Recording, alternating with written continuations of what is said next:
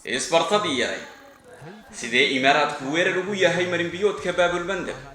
sanadkii 2015 wuxuu ahaa markii ugu horeysay oo dawlad bariga dhexe ku taala ay samayso oo la tusdhanka badda ah laga soo bilaabo sanadkii 1991 taasina waxay ahayd dhacdo taariikhda baal ka gashay maadaama xilligaas imaaraadku ahaa dawlad nabad iyo ganacsi caan ku ah wuxuu isu bedelay mashruuc gumaysi ciidan si awoodda imaaraadku ugu faafiyo dhulka ka baxsan xuduudihiisa baabulmandab waxa lagu tiriyaa marinbiyoodka ugu mashquulsan marinbiyoodyada dunida maalin kastana waxaa mara 4 milyan oo foosto oo shidaal ceydhiin cidda baabulmandab maamushana waxay haysataa 12% isu socodka ganacsiga adduunka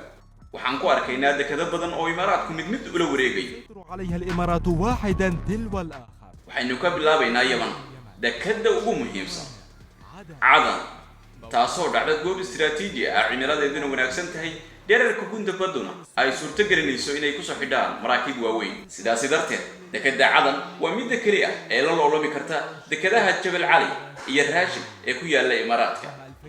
sanadkii 2008 imaaraadka ayaa kireysay dekada Cadan muddo ku siman 100 sano xilligaas wixii ka dambeeyay dekadaas waxay noqotay mid gabi ahaan la dayacay meeshii dekada Cadan laga soo dejiray maalinkii 500 oo konteenar hadda waxaa laga soo dejiyaa 212 konteenar oo qura boqolkiiba 80 dooniyihii ku soo xiran jiray dekada waxay u jeesteen dekada kale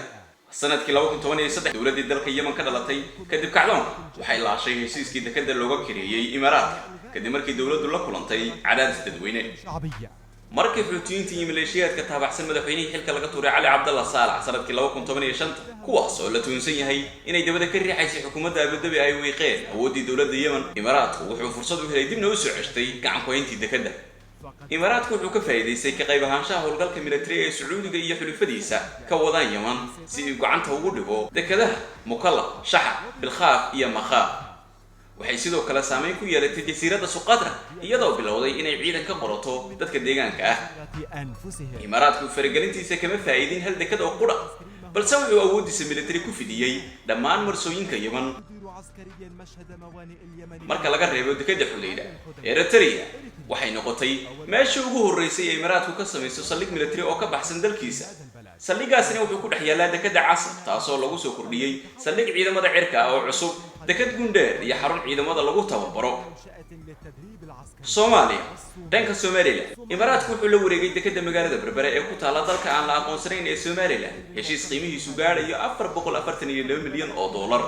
442 مليون dhinaca Puntland madaxda maamul goboleedkani waxay heshiis muddadiisu tahay 30 sano kula galeen imaaraadka ballaarinta iyo maamulidda dekada istiraatiijiga ee magaalada Boosaaso kaas oo ku kacaya adduun gaadhaya 336 milyan oo dollar 136 مليون دولار Djibouti sanadkii 2014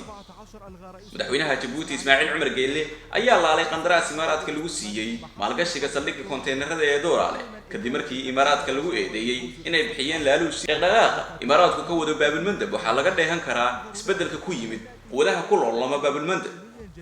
ciidamada badda ee Mareykanka ayaa horay ugu sugnaa gacanka si ay ula dagaalamaan burcadbadeedda ugana hortagaan in Iiraan awoodeeda ku fidiso gobolka goobaha kaliya oo haray in gacanta imaaraadku ku dhigo ayaa ah saldhigga Dooraale ee Djibouti jasiiradda Yemaneed ee Miyuun iyo dekada Xudayda siyaasadda imaaraadku waa mid shaki gelisay wadamada dariska la sababtoo ah imaaraadku wuxuu xabsiyo qarsoodi ah iyo maleeshiyaad taabacsan ka sameystay Yemen kuwaas oo aan ka amar qaadan dawladda Yemen iyo howlgalka Sacuudiga hogaaminayo sidoo kale imaaraadku wuxuu taageeraa dhaqaaqyada gooni ugoosadka si uu danihiisa khaaska u gaadho sida Puntland iyo Somaliland ama xaalka ay ku sugantay koonfurta dalka Yemen halkaas oo imaaraadku taageero siiyo dhaqaaqa gooni ugoosadka ee uu hogaamiyo Caydarus Asubayd imaaraadku wuxuu ku mashquulsan yahay marinbiyoodka baabulmandab xilli Iiraan ay gacanta ku hayso marinka Hormuz oo xal la wadaaga imaaraadka